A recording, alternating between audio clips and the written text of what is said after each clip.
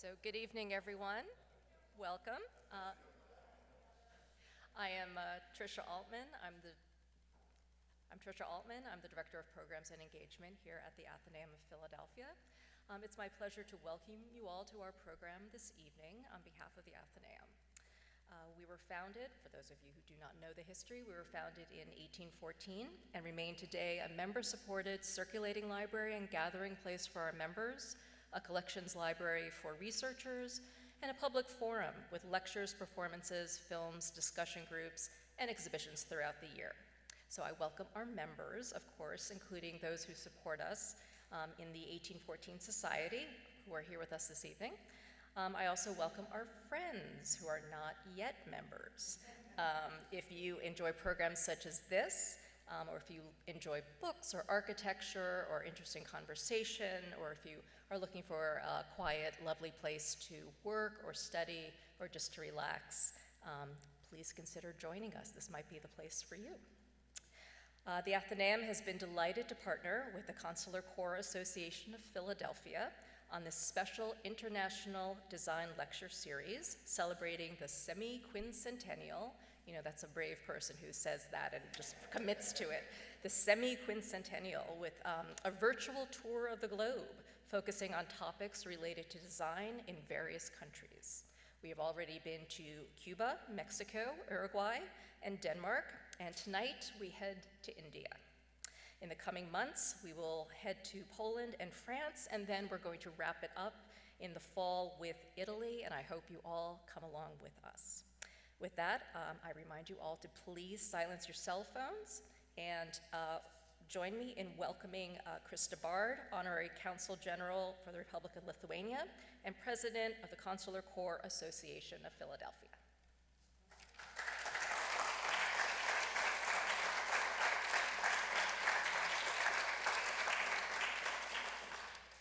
It is such a pleasure to be here this evening, and I get the honor of telling you all that Philadelphia, the Consular Corps Association of Philadelphia, is America's first diplomatic corps because, of course, the first diplomats were sent to Philadelphia when it was the capital.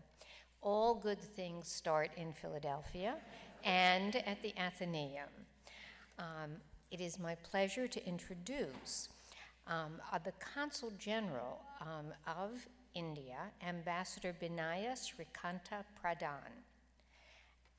Ambassador Pradhan is a career diplomat since 2002, and he speaks English, Russian, Hindi, Odia, and Odia languages. He has held senior roles in Indian embassies in Moscow, Turkmenistan, and Pakistan. He's managed India's relations with Afghanistan and Iran at the Ministry of External Affairs in New Delhi. He has also served as Chief of Staff to the Minister of Petroleum and Natural Gas for the Government of India. He's had many other international engagements. But just think about what I just said. This is a man who has worked around the world in extremely important positions. I kind of wish we had him back to discuss and help us out understanding some of the other problems we're encountering today. But that stresses all the more how wonderful it is. You have someone who's an expert in international oil and gas and environmental issues and dealing with critical problems, and he's devoting a night to come from New York to Philadelphia because he recognizes the importance of culture and design and the power of place and what it means to all of us in our lives. So I'm especially pleased to welcome Consul General Ambassador Pradhan.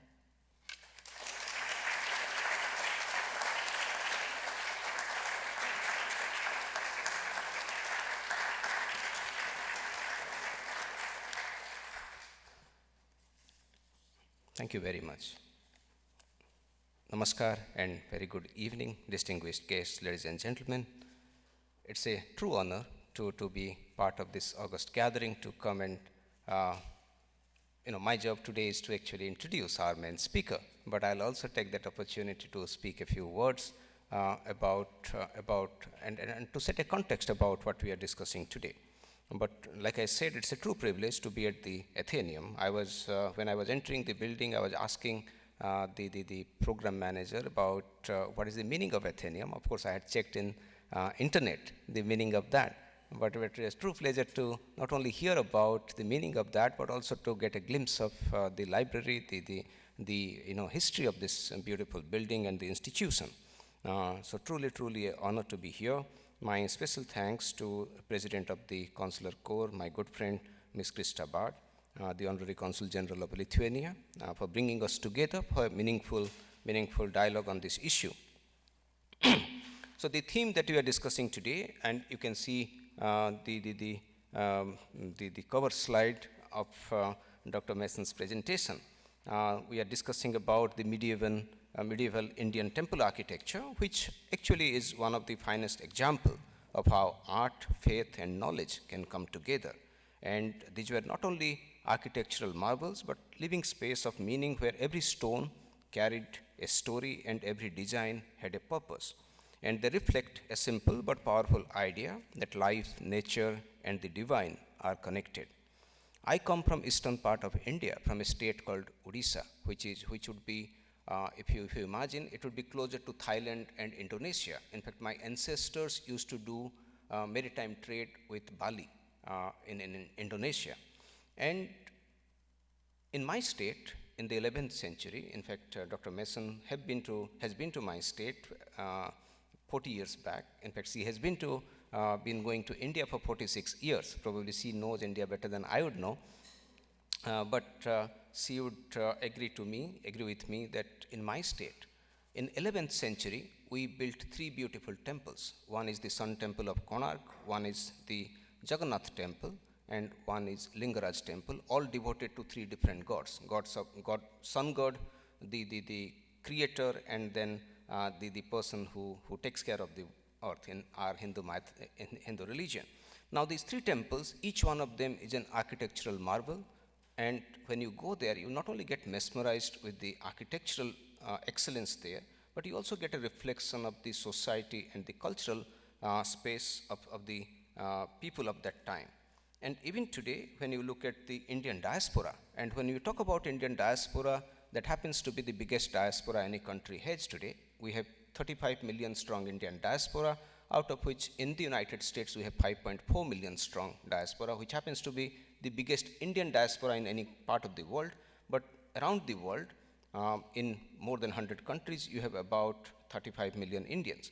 Not every one of them has gone by will. Many of them have been sent during the imperial time by the British, let's say in the Caribbean, let's say in many other parts.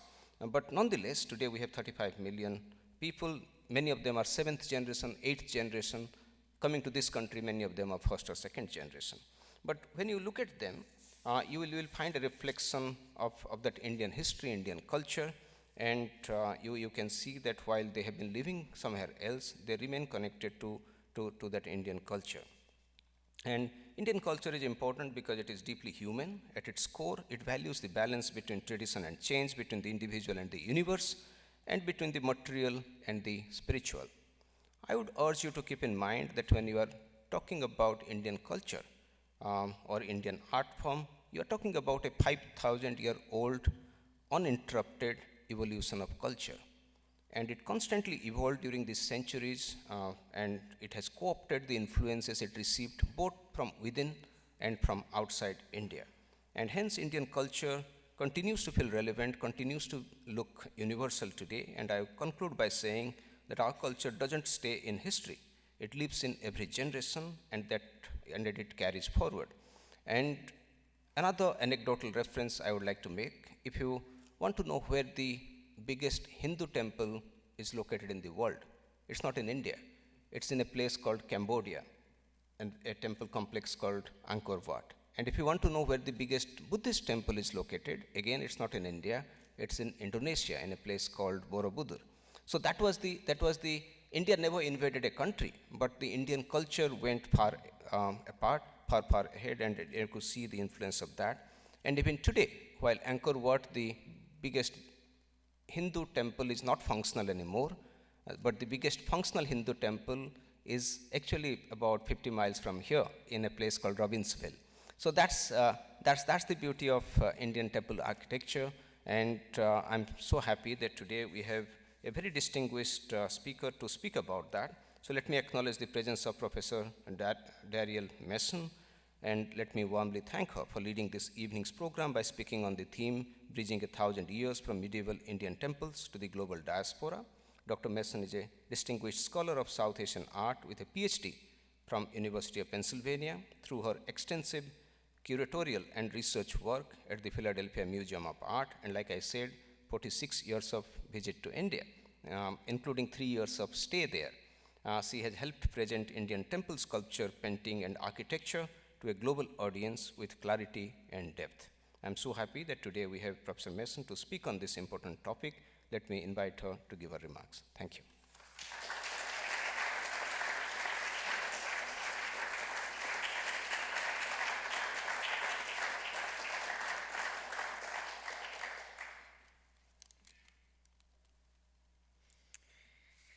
So this is just wonderful to be here in this exquisite place, and my thanks to the Consular Corps Association,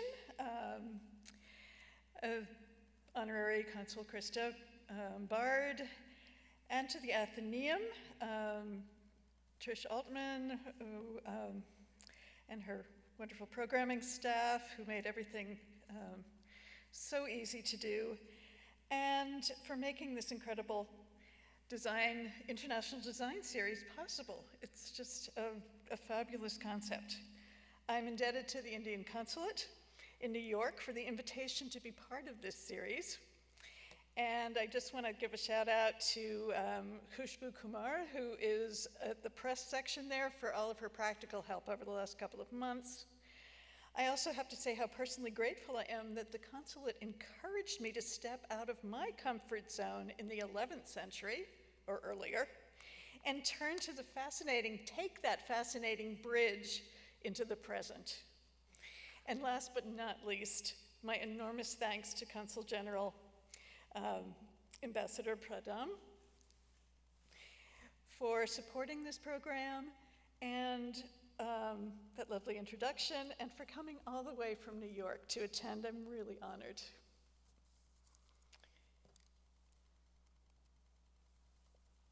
So we're going to begin with that 50 miles away.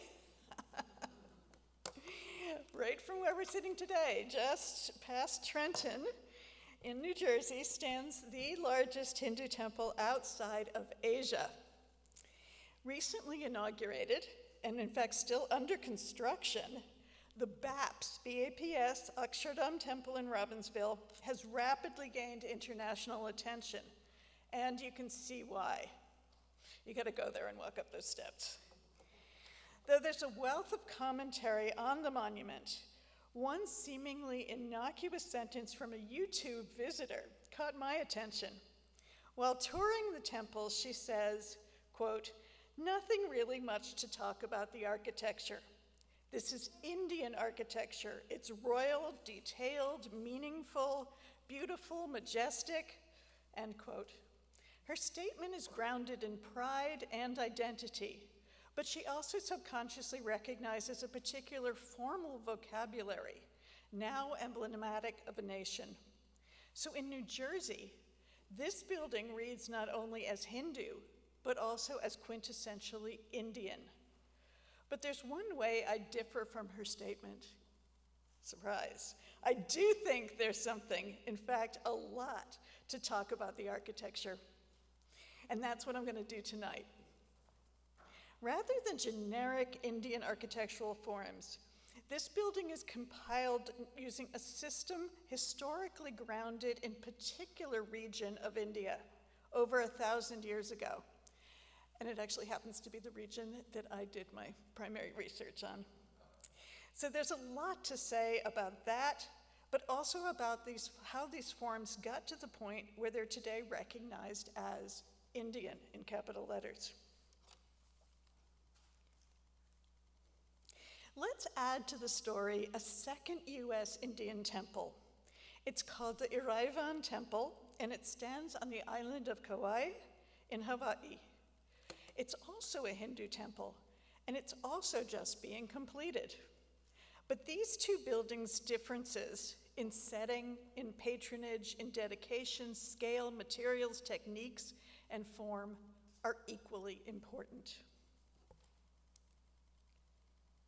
Like their locations on opposite sides, geographic extremes of the United States, the two shrines trace their lineages back to opposite geographic extremes of the subcontinent.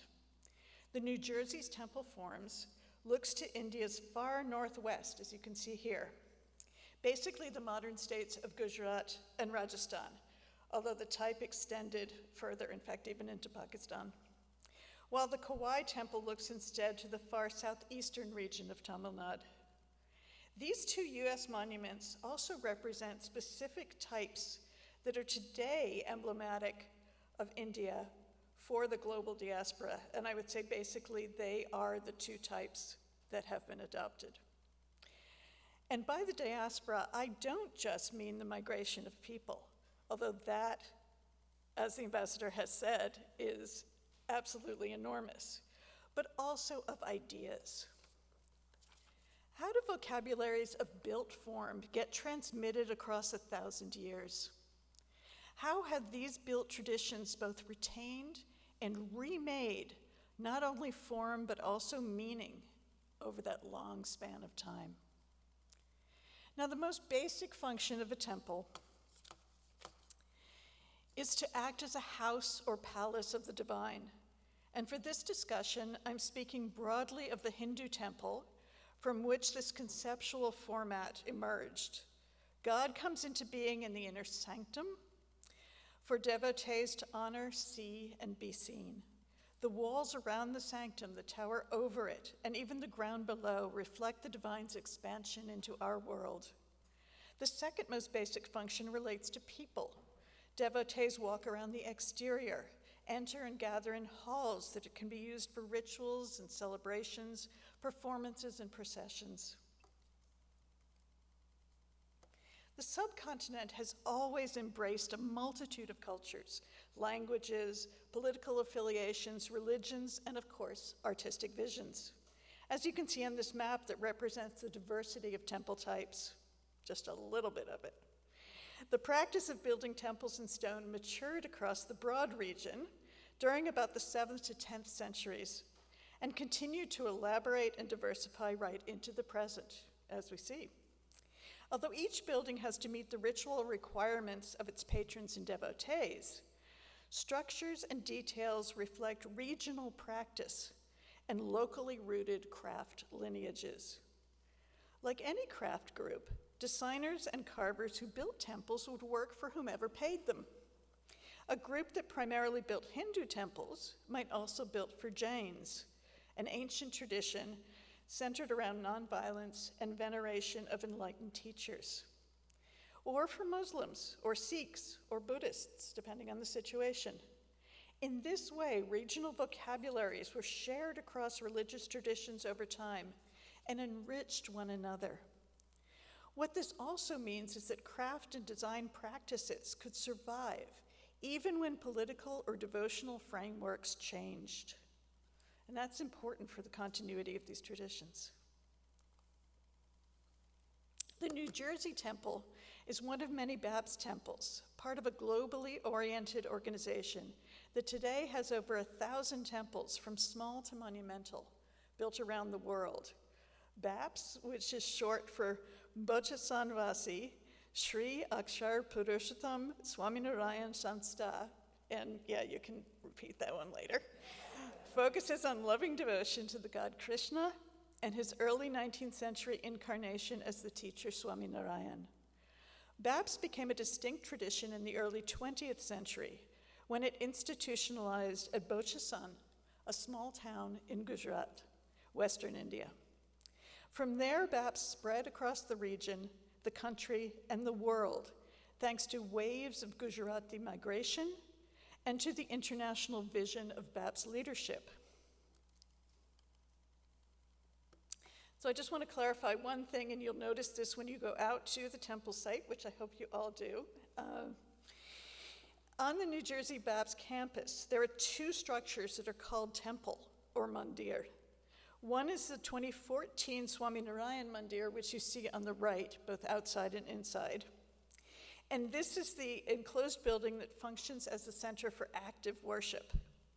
The other is the huge raised monument that you see on the left and that you can see for miles around, that's formerly called the Akshardham Mandir, or the Eternal Abode Temple. It was consecrated in 2023.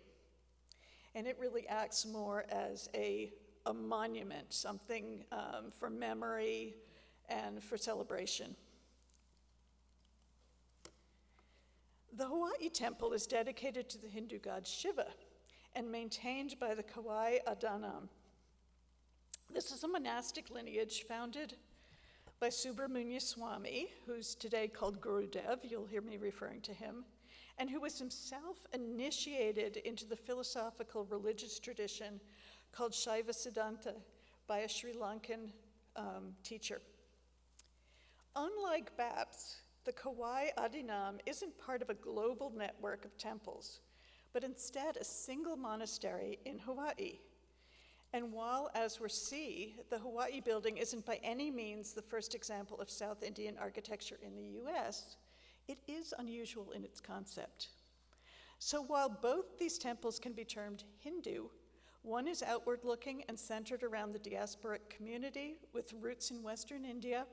The other is monastic and anchored to southern India, not through migration, but through initiation.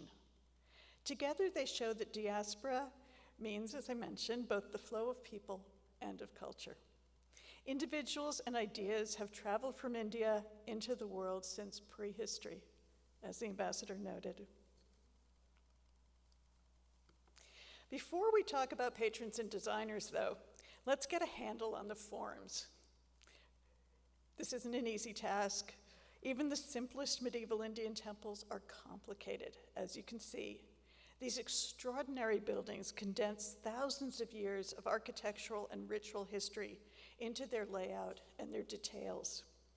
The basic regional distinction is a broad division between the northern or Nagara, what you see on the left, and the southern or Dravida.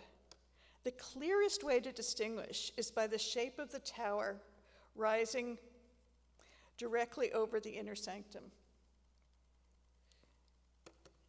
Maybe don't have to point this out. The Nagara tower has a curved profile with a capping stone shaped like a ribbed donut. The Dravida tower has a pyramid-shaped profile topped with a large mushroom-like capstone.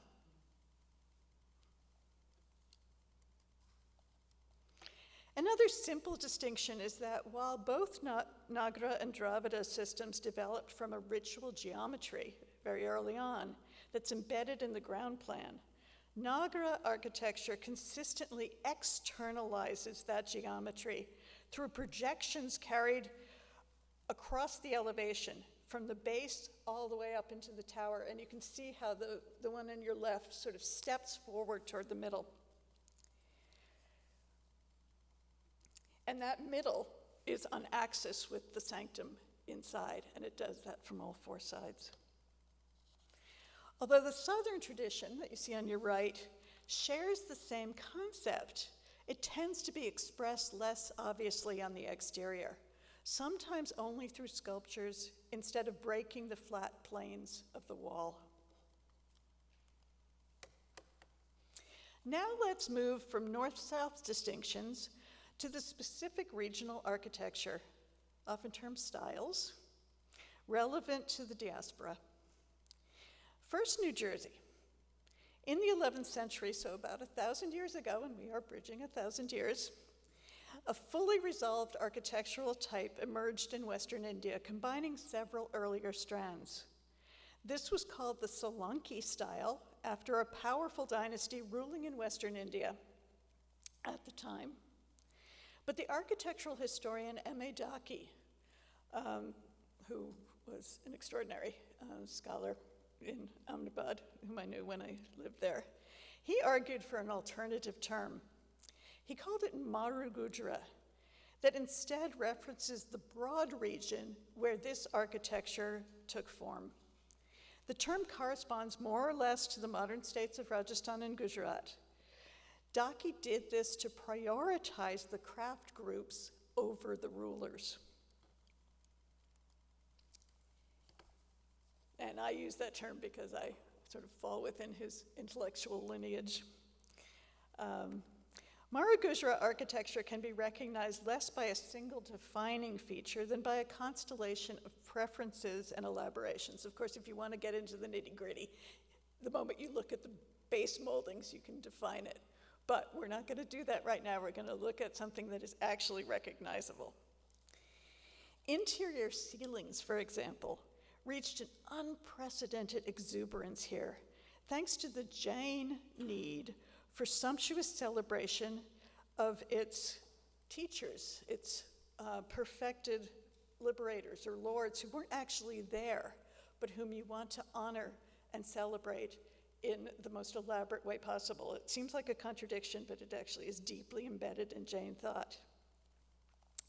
So these incredibly deeply carved domes unfold into suspended lotuses with pendant stamen above your head. So if you look up, the devotee becomes like a bee that is there sort of flying upward for nectar. It's an apt metaphor for reaching out toward perfection, toward the divine. Celestial performers or goddesses of wisdom, you can just see it on the left in particular, overlay flowers that act as petals inside, merging the human and vegetable forms. And each ceiling is different. Scroll work,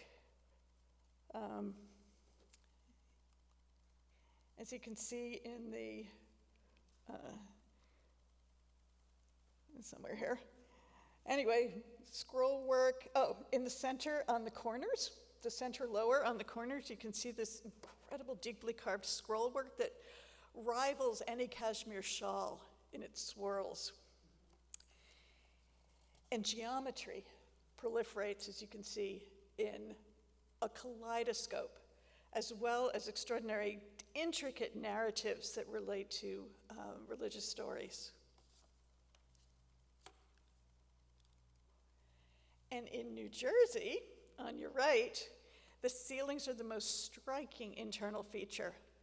In the large temple, hall after hall unfolds into intricately carved domes supported by a forest of equally intricately carved pillars, translating the visual density of medieval Jain marble architecture into a contemporary monumental setting.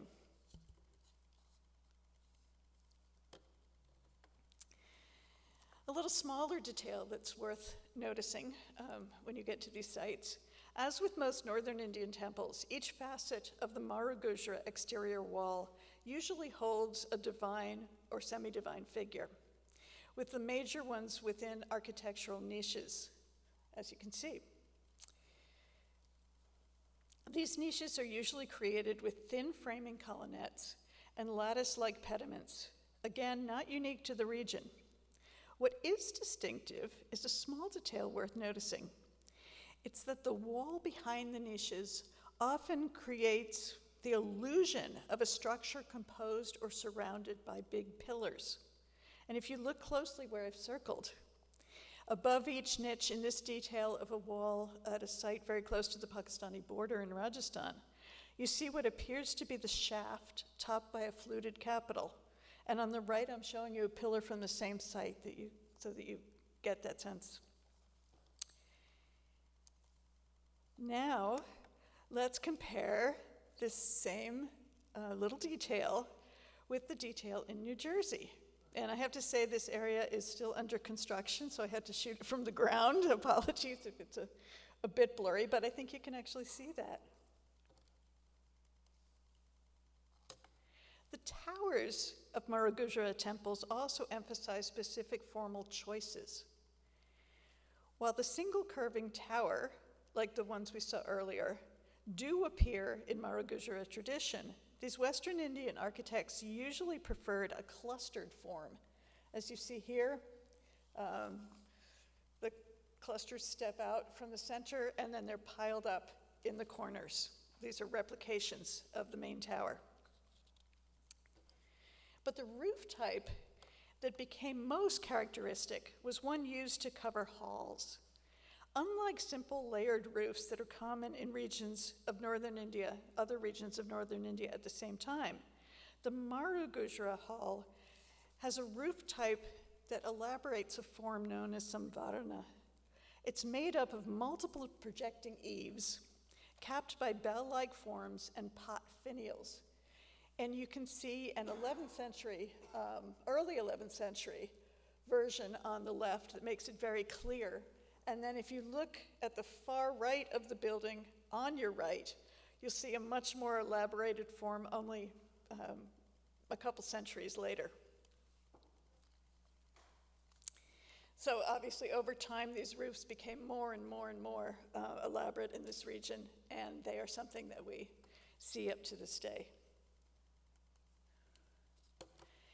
One aspect of layout that's important to understand the large New Jersey temple is another inspiration drawn specifically from Jain temples.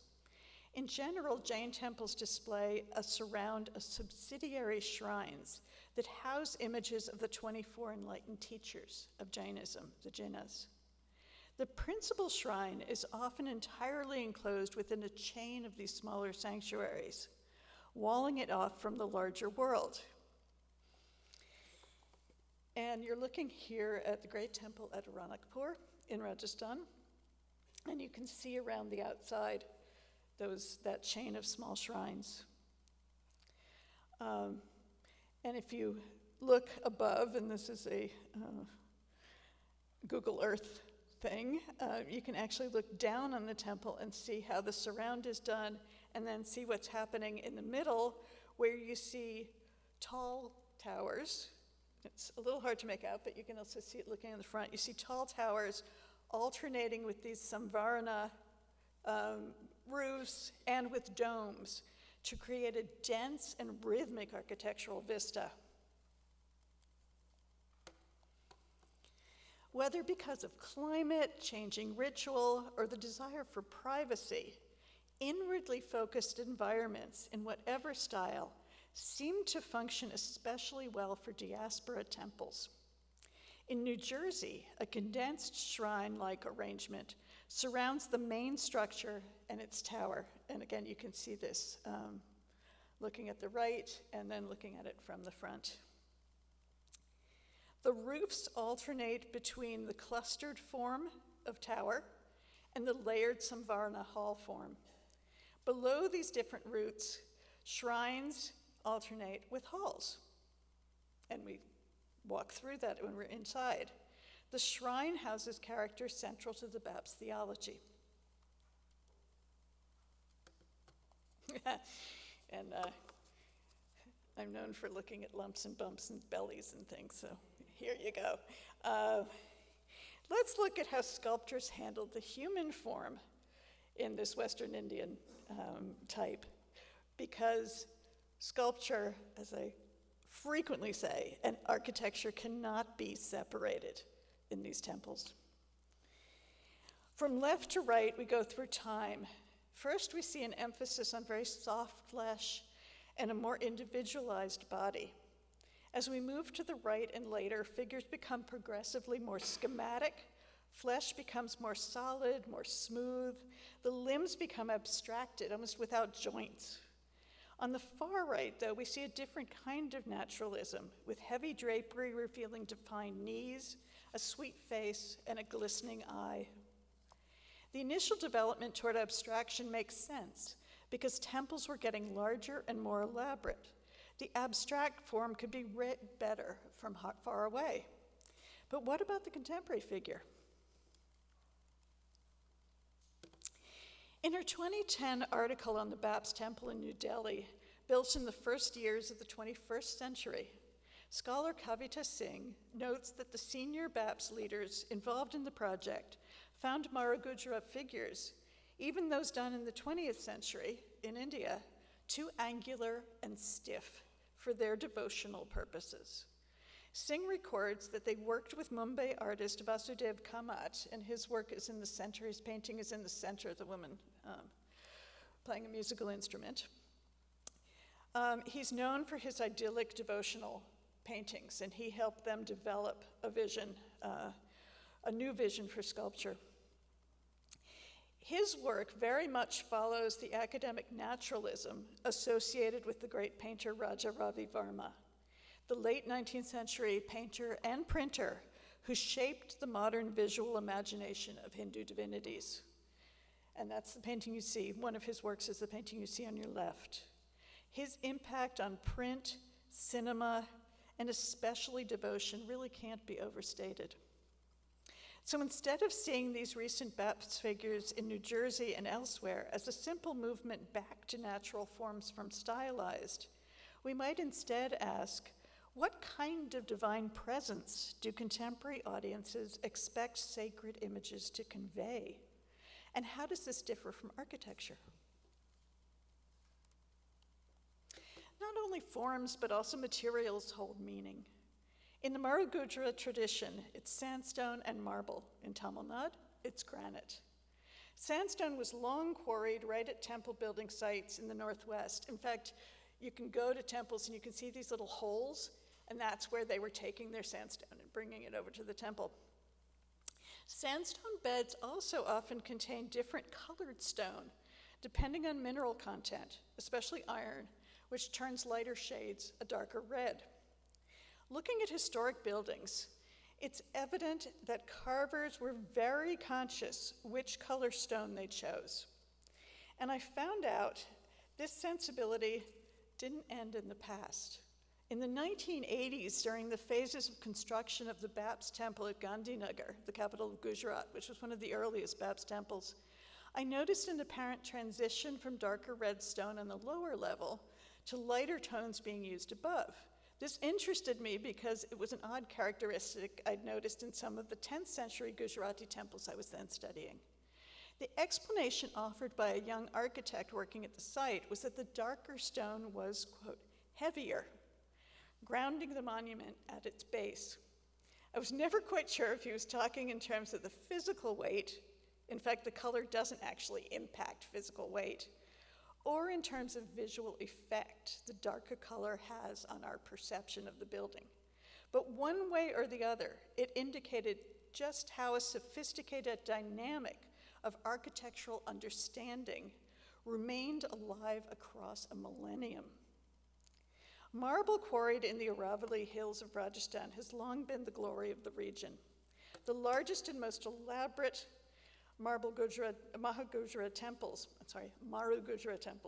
I'm thinking back to what I studied, highlight gleaming white marble. As we've seen, Jain temples carried the possibilities of this material to perfection.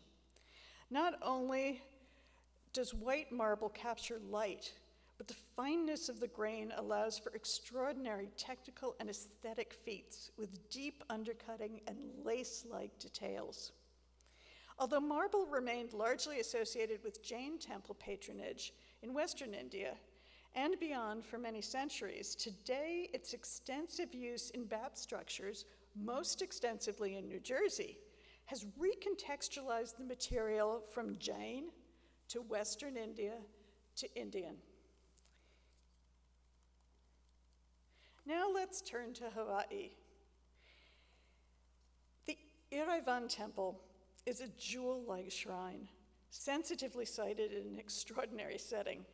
The building nestles in lush growth, high above a tropical gorge.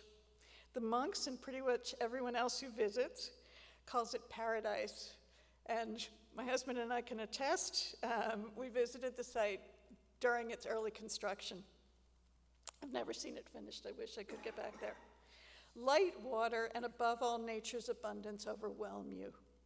The design of the temple, both in its structure and details, does not try to rival nature, but instead to complement her. Unlike the proliferating surfaces and clustered density of Robbinsville's celebration, the Iraivan Temple characterizes clarity of massing, controlled geometry, and ornamental restraint.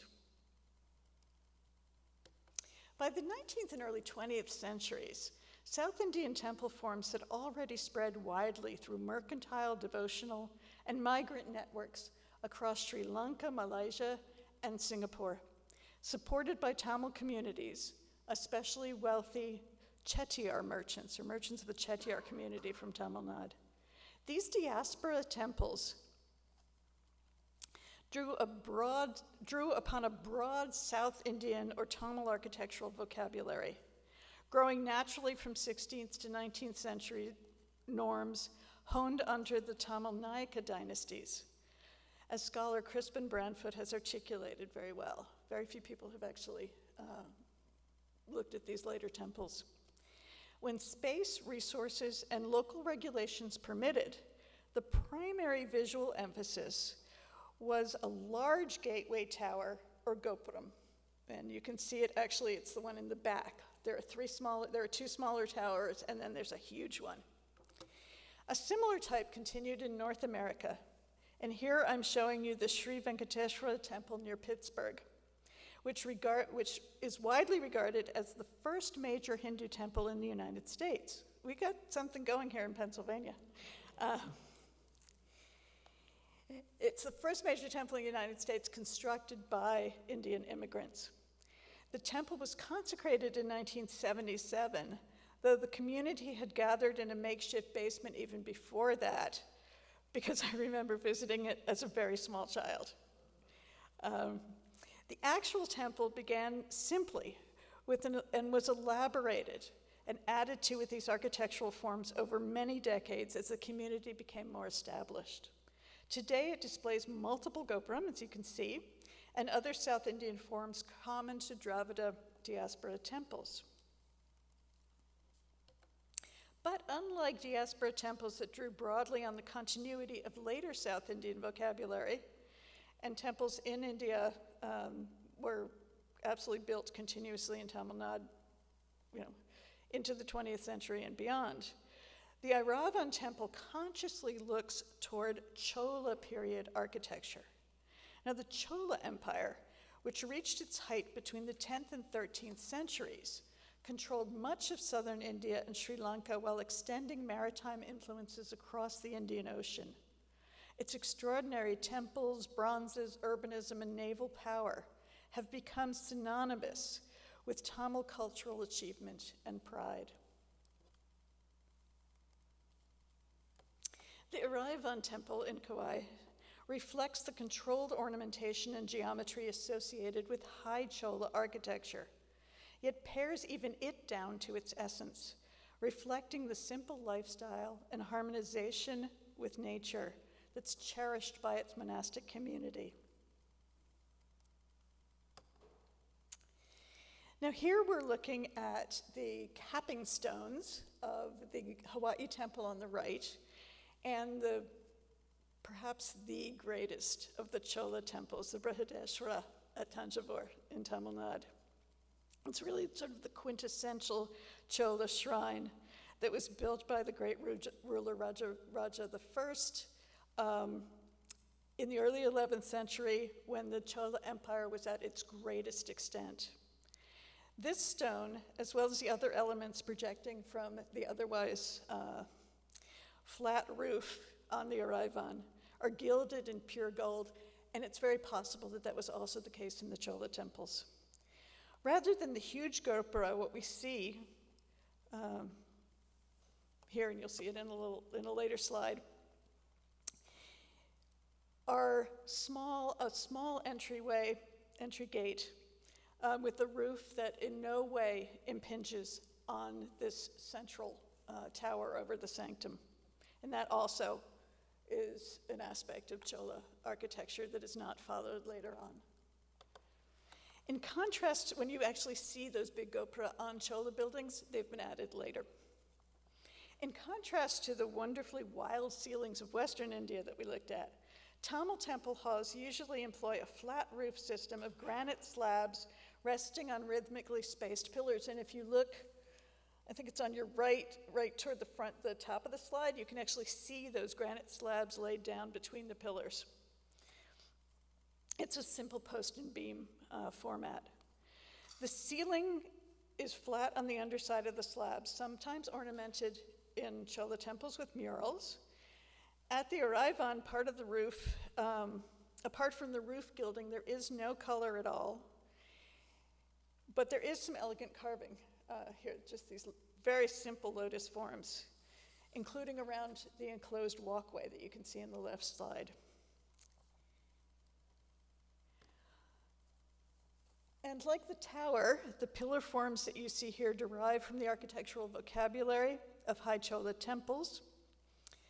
The granite columns of Chola halls, and this is elaborated later on, but you see it very clearly in Chola halls, are comprised of stacked geometric transitions, square sections moving into chamfered or octagonal shafts, and then into rounded cushion-like moldings in bracket forms. Instead, rather than dissolving into dense carving, the pillars retain a strong sense of mass and tectonic clarity. And here I'm just showing you a detail, a very small detail from the Great Brihadeshwara temple on your left, compared with the interior wall of the temple in Hawaii. And I think you can see immediately just how close those capitals and pillar tops are. But in Hawaii, the monks also honor local nature, which holds deep meaning for their community. Images of Hawaiian plants appear together with Indian plants in the carving program. I'm sorry, I don't have a photograph of this, but there's 12 Indian plants and 12 Hawaiian plants. And the temple has a plinth, which you can see on your left, made of local volcanic stone. So the building is anchored in the landscape of Kauai, even when honoring Chola grandeur. As in the north, the character of the carving, as you see on your right, is shaped by its materials. Granite resists deep undercutting. It chips or breaks. So unlike the lace-like carving of Western Indian marble or even sandstone, it needs to be shallowly carved. What this results in is greater sculptural weight and mass rather than dematerialization. Prior to the advent of power tools, stone carving in India was a collaborative labor. Sculptors used iron chisels pounded with hammers or mallets, depending on how delicate you needed to be. Because iron itself is relatively soft, these chisels needed to be resharpened every few minutes. A smith, actually I've seen this going on at repair sites, and it is seriously labor intensive. There's a smith with a fire working right at the site, right next to the sculptors, in tandem with them, maintaining this fire in order to constantly heat, sharpen, and temper hundreds of chisels. The New Jersey Baptist temples represent a monumental aesthetic offering, I would argue. Thousands of marble and sandstone pieces were hand-carved in Rajasthan and shipped to the US to be assembled like a giant jigsaw puzzle. Others were carved at the site. But the huge scale of the buildings is as much an offering as its beauty. To accomplish this, machinery was freely used for the massive foundations and to aid in the construction. In contrast, Gurudev in Hawaii, his vision for that temple established hand carving as a metaphysical requirement, at least for the temple itself. To him, the building must manifest not only in classical form, but through the original, to use his words, magnetic purity of the process. By rejecting power tools and electricity, Gurudev ensured that the temple remained a, quote, vibratory chamber where every strike of the chisel acted as a physical mantra, magnetizing the granite and the site with the pure prana, the underlying life energy of the artisan. Two major craft traditions underpin the styles and the temples we've been examining. In northwestern India, the Sompura are hereditary temple architects associated with the Mara Gujra tradition. It's likely that some ancestors of the current practitioners were responsible for major works in the region at least as far back as the 15th century, and probably much longer as their own oral tradition takes them. In South India, hereditary temple architects and craftsmen were associated with the broader Vishvakarma community, and Vishvakarma itself is actually the maker, the primordial maker deity. Sometimes they're called sthapatis, a sthapati lineage, although that term actually refers to any master architect and ritual designer within the entire world of temple construction. So would argue that we can today see Mara Gujra and Tamil traditions not simply as styles, but also as living craft traditions transmitted through families, texts, and practices.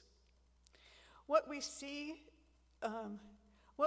are two regional architectural languages continuing unevenly but persistently through shifting systems of craft and patronage. As we see in the Hawaii temple, at some moments, form also became very historically self-conscious. Perhaps the primary example of that in the Mara Gujra tradition is the example of the past to directly inform the present, was a rebuilding in the mid-20th century of a Shiva temple in Gujarat called the Somnath Temple.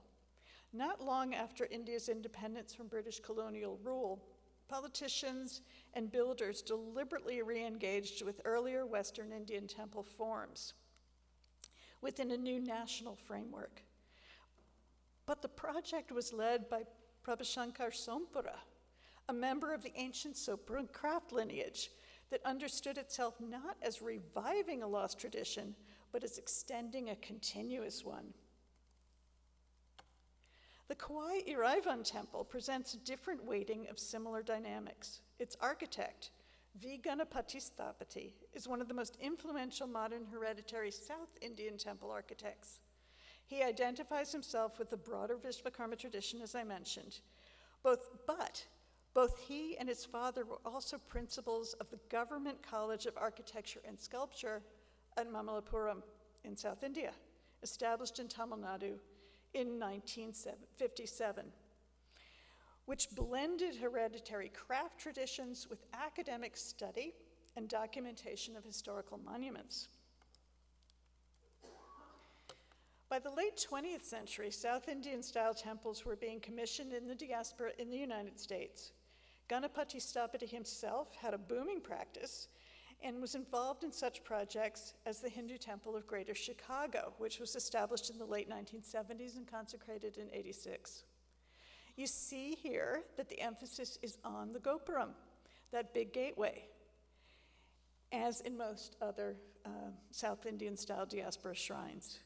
Ganapati Sthapati actually talks about this project specifically as building a 5-storied Raja Gopuram, or the King's Gateway.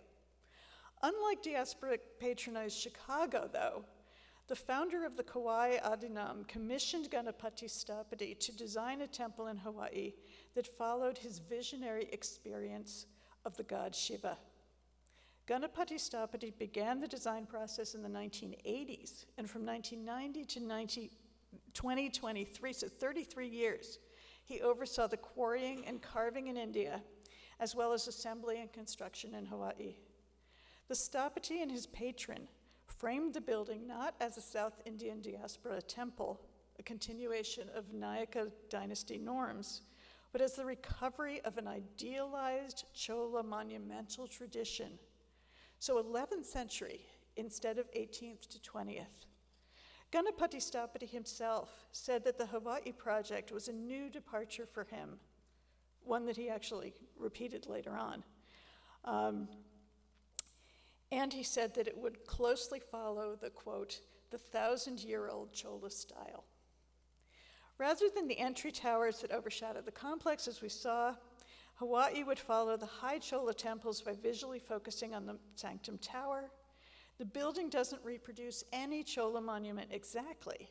It's best understood as a modern interpretation consciously grounded in an ancient ideal through an ancient craft lineage.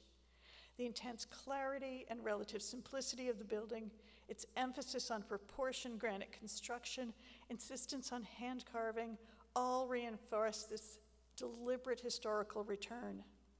Both the Sompura Babs designers and Ganapati Stapati depend on inherited craft knowledge, but the design relationship to this past is fundamentally different for these two buildings.